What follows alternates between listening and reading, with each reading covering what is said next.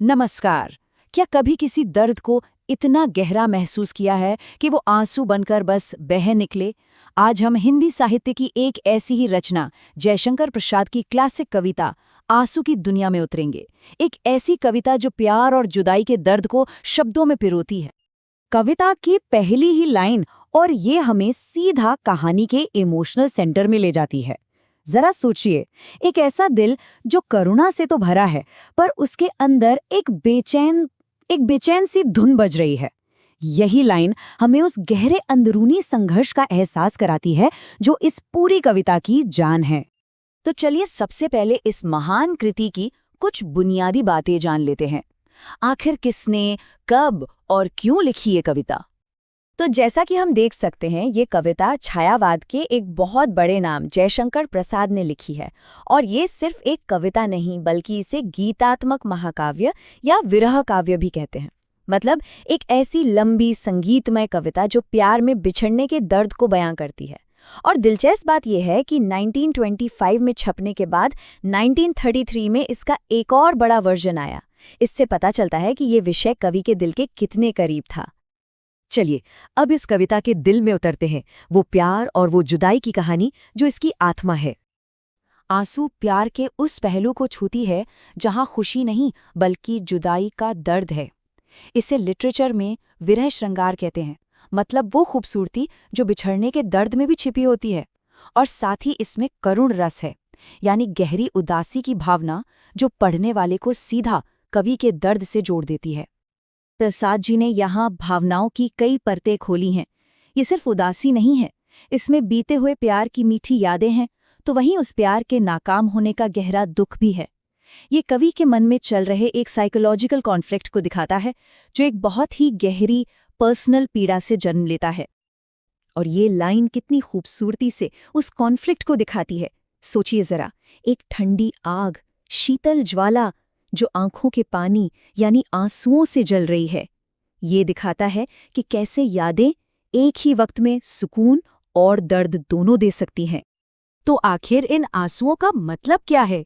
क्या ये सिर्फ आंखों से बहने वाला पानी है, या फिर इनका कोई और भी गहरा सिंबॉलिक मतलब है? चलिए समझते हैं। प्रसाद जी की दुनिया में आंसू सिर्फ पानी की बूंदें नहीं हैं, वे दर्द का वो रूप हैं जिसे हम देख सकते हैं, महसूस कर सकते हैं। जब दिल का दर्द इतना बढ़ जाए कि शब्दों में न समाए, तो वो आंसू बनकर बह निकलता है। ये आंसू असल में यादों, तकलीफ और पीड़ा की जीती जागती तस्वीरें हैं। तो यहाँ हम दो तरह के आंसुओं को समझ सकते हैं। एक तरफ है हमारे शारीरिक आंसू, जो बस एक बॉडीली रिएक्शन है, और दूसरी तरफ है इस कविता के प्रतीकात्मक आंसू, जो बीती यादों को जाहिर करते हैं, जो अंदर के दुख को बाहर निकालते हैं और जो उस नाकाम मोहब्बत का सार हैं। किसी भी महान रचना के पीछे सिर्फ भावनाएं नहीं होती, बल्कि एक बेहतरीन कला और शिल्प भी होता है। चलिए देखते हैं कि प्रसाद जी ने शब्दों और भाषा का जादू कैसे चलाया है। प्रसाद जी सिर्फ एक भावुक कवि नहीं थे, बल्कि शब्दों के एक माहिर कारीगर भी थे। उन्होंने गीति छंद का इस्तेमाल किया, जिससे इस कविता में एक म्यूजिकल क्वालिटी है, इसे गाया जा सकता है। साथ ही उन्होंने रूपक और उपमा जैसे अलंकारों का बेहतरीन इस्तेमाल किया है, जैसे वही शीतल ज्वाला कहना। दो उल्टी बातें लेकिन मिलकर एक गहरा मतलब पैदा कर रही हैं। इन्हीं तकनीकों से ये कविता इतनी असरदार बन जाती है। मतलब इन शॉर्ट, कविता की कला और उसकी भावनाएं एक दूसरे से पूरी तरह जुड़ी हुई हैं। हर शब्द, हर अलंकार, सब कुछ बहुत सोच समझकर चुना गया है, ताकि वो उस दर्द और खूबसूरती को पूरी तरह से बयां कर सके। लेकिन क्या ये कविता सिर्फ एक इंसान के दर्द की कहानी है, या इसका दर्द हर इंसान का दर्द है? अब हम इस कविता के पर्सनल दायरे से निकलकर इसके यूनिवर्सल मतलब को समझेंगे। ये एक बहुत ही जरूरी सवाल है, जो हमें इस कविता की आत्मा तक ले जाता है। क्या ये सिर्फ प्रसाद जी के अपने टूटे दिल का दर्द है, या इसमें हम सभी के दर्द की कोई झलक है? और इसका जवाब है कि ये कविता पर्सनल होते हुए भी यूनिवर्सल है। क्रिटिक्स मानते हैं कि प्रसाद जी का अपना दर्द यहाँ हर इंसान के दर्द की आवाज बन जाता है।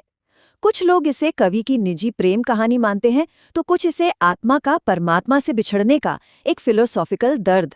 और शायद इसीलिए ये कविता प्यार में मिली पीड़ा और जिंदगी के उतार चढ़ाव का एक ऐसा आईना है जिसमें हर कोई अपनी परछाई देख सकता है। किसी भी आर्ट को पूरी तरह समझने के लिए ये जानना जरूरी है कि वो कब और किस माहौल में बनी। तो चलिए आंसू को उसके साहित्यिक आंदोलन छायावाद के कॉन्टेक्स्ट में देखते हैं। आंसू उस साहित्यिक दौर की देन है जिसे हम छायावाद कहते हैं। छायावाद की कविताएं बाहरी दुनिया से ज्यादा मन की भीतरी दुनिया में उतरती हैं, नेचर में इंसानी भावनाओं को देखती हैं और मन के अंदर की उलझनों को समझने की कोशिश करती हैं। और आंसू में ये सारे गुण अपने पीक पर हैं।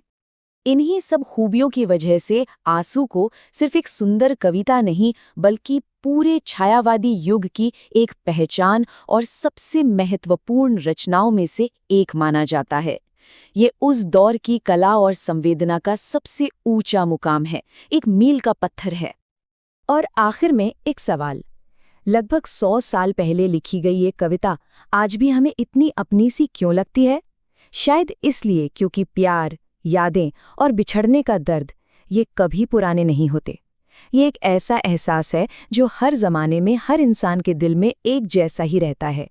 और आंसू इसी हमेशा रहने वाले सच को अपनी पूरी खूबसूरती के साथ हमारे सामने रखती है।